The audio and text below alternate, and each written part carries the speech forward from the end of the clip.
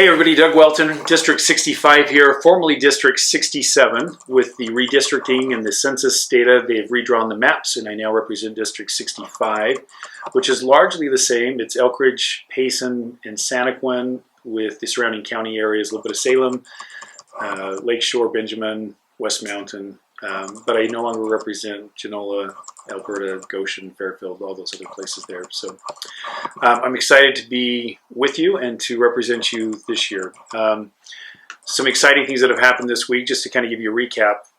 What we do on the first week of the session is we spend a lot of time in committees and appropriation committees. Once again, I'm sitting on higher ed appropriations and we're listening to them as they're talking about accountability. One of the exciting things there is a tuition freeze that we put in place. So there will be no tuition increases this year, and we're trying to dial back costs and expenses across the board. Also, I'll be meeting in a transportation meeting later today, and that's a new committee that I'm serving on that I'm excited to serve on. There's certainly a lot of transportation needs down in our area, and been working a lot with Payson and Santaquin in particular on some transportation needs that they have on I-15 and corridor preservation, and we look forward and hope to make some progress there. Also excited to have the work that has begun on Elkridge Drive. That's been a project that's been in process for a long time. It's finally good to see that moving forward. So yeah, not a lot of action. We did hear some education bills and some smaller bills today.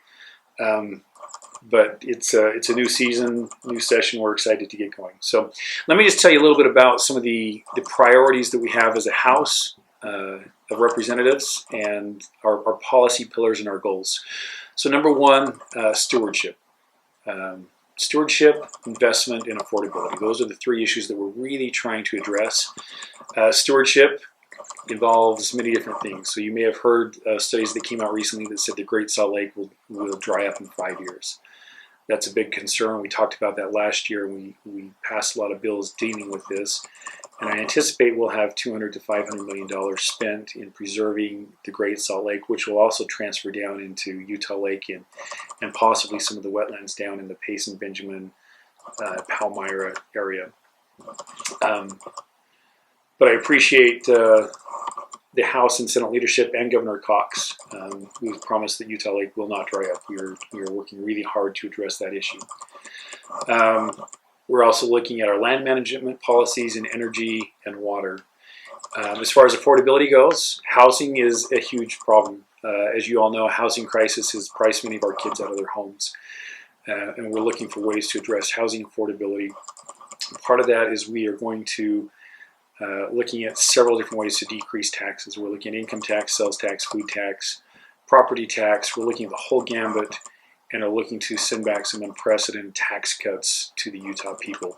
Because the money in your pocket is better than the money in the state's pocket. You can spend that money better and it will help you fight inflation and all those other issues. The other nice thing, is we got a report back on the financial state of Utah, and we are in an extremely strong position in case of recession or anything else that happens that way. And so we've been rated as the best prepared for any financial downturn. And so that's kudos to those who have gone before me, and I hope to continue those policies. We're also looking to restrict government overreach in many ways and pull government out that is making things more expensive. A lot of times when we have more policies, we make things more expensive, and so we're looking to do that.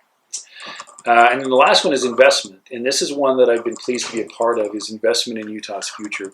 As we know, our population is going to double in the next 40 years, and in our area it might be even sooner than that. You've seen the growth already.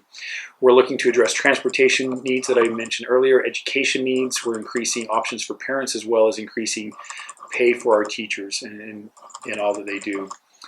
So those are the big policy pillars. We're gonna focus on those areas right there. If you are ever at the Capitol, I would love to have you come meet with me. If we've got time, I will come and let you sit on the floor with me, schedule time with my intern, and I'd love to see you up at the Capitol. Feel free to email, to call, to text if you have any questions. Also, if you want to follow what's going on, and I'll put this in the email that I send out in the social media post, but you can follow any of the House hearings, any of the committee hearings, any of the floor time at le.utah.gov. So if you want to see, you want to be part, you want to participate, go to le.utah.gov, and you can go to committees, or you can go to the reading calendar, and that's how you find what's happening at the Capitol. So anyway, I'm excited to represent you this year. I appreciate the trust that you've placed in me. One of the highlights is raising your arm and swearing an oath to the Constitution of the United States of America and the Constitution of Utah, and I promise that I will uphold both of those constitutions. Last thing I forgot in the beginning, it was shout out to Santaquin and Payson City Youth Councils. One of the highlights is always when the young people come up to the Capitol and they engage in civics and understand how their government works and how it's accessible, and those are some bright kids. I was very, very impressed with both the Santaquin and the Payson City Youth Councils. They asked some brilliant questions, and we're in good hands. So I look forward to working with them and seeing what they'll do in the future. Thank you for all that you do. This is Doug Welton, District 65. If you have any questions, feel free to reach out.